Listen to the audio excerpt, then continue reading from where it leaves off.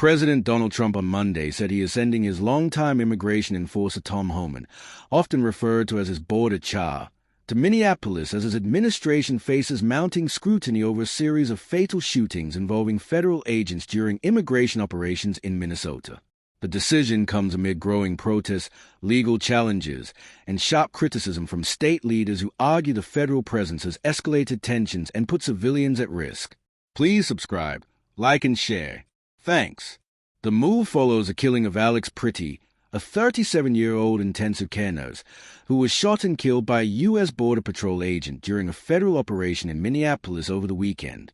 Pretti's death marked the second fatal shooting tied to federal immigration enforcement in the city in recent weeks, intensifying public outrage and raising fresh questions about the rules of engagement used by federal agents operating far from the southern border.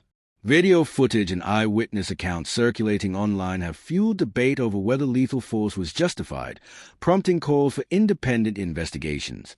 Trump announced Homan's deployment publicly, praising him as a tough and experienced figure who would take direct oversight of immigration enforcement efforts in Minnesota and report back to the White House. The president framed the decision as necessary to restore order and ensure federal operations remain focused on what he described as serious criminal activity.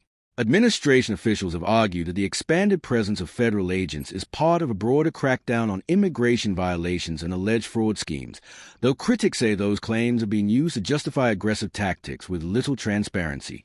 The situation has placed Trump at odds with Minnesota Governor Tim Walz, a Democrat who has repeatedly criticized the surge of federal agents in his state.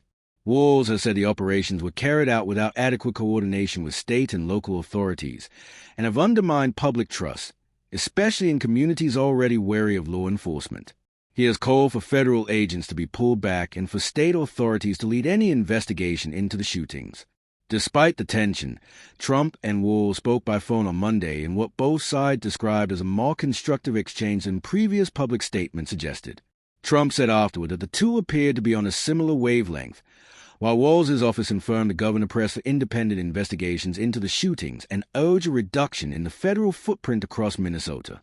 According to state officials, Trump agreed to review those concerns with the Department of Homeland Security, signaling at least a temporary thaw in relations as the political pressure intensifies. Meanwhile, protests have continued across Minneapolis and other parts of the state, with demonstrators demanding accountability for the shootings and an end to what they describe as militarized immigration enforcement. Civil rights groups and legal advocates have filed court motions seeking to halt certain federal operations and preserve evidence related to the fatal encounters. Judges are now weighing whether the administration's tactics exceed federal authority or violate constitutional protections. The political fallout has also spread beyond Minnesota, drawing attention on Capitol Hill and among national advocacy groups. Lawmakers from both parties have called for clearer answers about how federal agents are trained and supervised during domestic enforcement actions, especially when lethal force is used. Some Republicans have backed Trump's hardline approach, while others have urged caution, warning that the deaths risk further inflaming public anger and legal scrutiny. By sending Homan to Minneapolis, Trump is placing one of his most recognizable and controversial immigration figures at the center of a rapidly unfolding crisis. The move underscores how immigration enforcement, once largely focused on the U.S.-Mexico border, has become a flashpoint in cities far from it. As investigations continue and protests show no sign of fading, the outcome of Homan's mission and Trump's handling of the situation could have lasting implications for federal-state relations and the national debate over immigration and public safety.